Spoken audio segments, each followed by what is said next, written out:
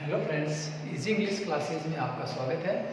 पिछले वीडियो में हमने देखा था कि एलिमेंट्स ऑफ ए सेंटेंस कौन कौन से होते हैं, उसके कुछ क्वेश्चंस हमने लास्ट में पूछे थे। पहले उन क्वेश्चंस को हम सॉल्व करते हैं।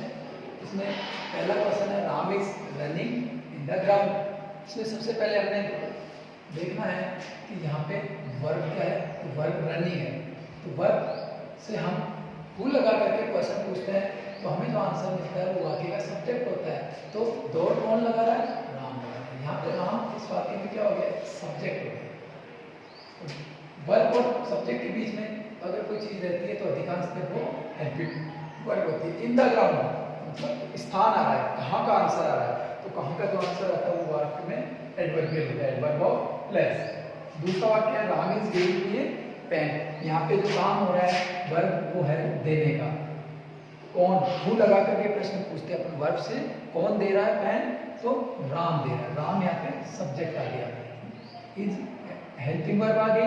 अब आगे मी और ए पेन क्या है, तो पेन किसको दे रहा है, हुम किसको दे रहा है, मुझे दे रहा है। तो ये इनडायरेक्ट ऑब्जेक्ट हो गया। और मुझे क्या दे रहा है, पेन दे रहा है, तो ये डायरेक्ट ऑब्जेक्ट हो गया। I am reading in the class, reading verb हो गई। यहाँ पे कौन पढ़ रहा है, तो आई मैं पढ़ रहा हूँ, यहाँ पे ये सब्जेक्ट हो गया। यहाँ पे दोनों के बीच में हेल्पिंग वर्ब हो गई। अब स्थान आ रहा है इन द क्लास, तो कहाँ पे पढ़ रहा है, इन द क्लास। तो इन द क्लास क्या हो गया, यहाँ पे एडवर्ब हो गया। They were fighting, they were fighting, fighting यहाँ पे वर्ब हो गई। दे सब्जेक्ट और यहाँ पे ये हेल्पिंग वर्ब। ये था हमारे पिछले वीडियो का जो क्वेश्चंस थे उनके आंसर। आज हम बात करेंगे पार्ट्स ऑफ स्पीच की। पार्ट्स ऑफ स्पीच क्या होते हैं, पार्ट्स ऑफ स्पीच एक वाक्य के अंग होते हैं, भाग होते हैं, जो कि किस काम में आते हैं, जो एलिमेंट्स पिछले वीडियो में हमने देखे थे, उन एलिमेंट्स की जगह पे ये पार्ट्स ऑफ स्पीच अलग अलग स्थानों पे काम आते हैं। पार्ट्स ऑफ स्पीच 8 होते हैं। नाउन, संज्ञा, प्रोनाउन सर्वनाम, वर्ब क्रिया, एडवर्ब क्रिया विशेषण, एडजेक्टिव विशेषण, प्रीपोजिशन, कंजक्शंस और इंटरजेक्शन। आज हम 8 पार्ट्स ऑफ स्पीच को याद करने का एक छोटा सा तरीका है, उसके माध्यम से हम इसको सीखेंगे। वो है आई सी पापा वेन। इस शब्द को याद करने के लिए हम एक छोटी सी कहानी सुनते हैं। एक सैनिकों का एक समूह एक छावनी में रहता था। उनमें से एक सैनिक था, उसका एक छोटा बच्चा था। तो वो जब भी कोई सैनिक आता था उधर से, तो वो अपनी माँ को कहता था कि पापा आ गए, पापा आ गए। तो उसकी माँ कहती पापा, ये पापा नहीं है। कुछ दिन बाद में उसके पापा एक वैन लेके आए, और जब भी उसके पापा घर आते, वैन में आते, तो छोटा बच्चा जब भी कहता मम्मी को कि मामा पापा आ गए, तो उसकी मम्मी कहती आई सी पापा वैन। तो इन 8 अक्षरों से अपने 8 पार्ट्स ऑफ स्पीच के नाम में क्लियर हो रहे हैं। सबसे पहले आप चर्चा करते हैं, पहला जो है इसका नाउन। नाउन के ऊपर, नाउन क्या होता है और नाउन का क्या काम होता है, तो इसके लिए हम देखते हैं नाउन की डेफिनेशन क्या होती है। तो नाउन हिंदी में अपन बोलते हैं संज्ञा।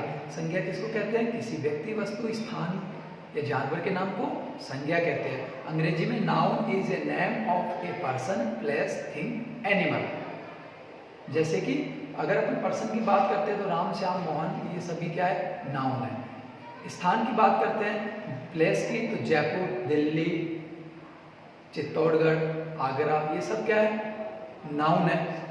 और इसके बाद में प्लेस के जो उदाहरण है वो है। और थिंग्स की अपन बात करते हैं, जैसे कि फैन है, टेबल है, चेयर है, ये सब क्या है, नाउन है, थिंग्स के नेम है। और इसके बाद में जैसे एनिमल्स है, लॉयन, टाइगर एटसेट्रा, जो भी है वो एनिमल्स के एग्जाम्पल है। अब इसके बारे में अलग अलग एक एक करके हम इसके जो टाइप्स है उनके बारे में हम चर्चा करेंगे।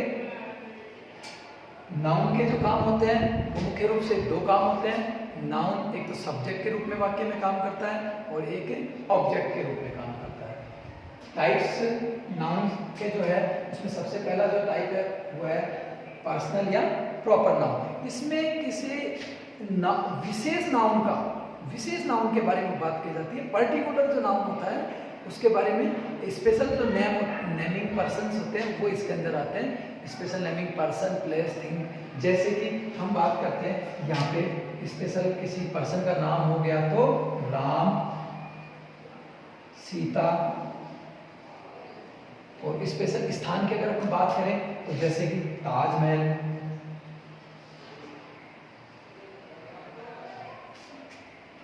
एनिमल की अगर अपन बात करते हैं तो किसी के घर में कोई कुत्ता पाल रखा है, उस कुत्ते का नाम जैसे डॉली है तो डॉली, या किसी के कोई गाय का नाम जैसे कामधेनु नाम की गाय है तो उसके बारे में अपन कह सकते हैं कि कामधेनु किसका एग्जाम्पल है?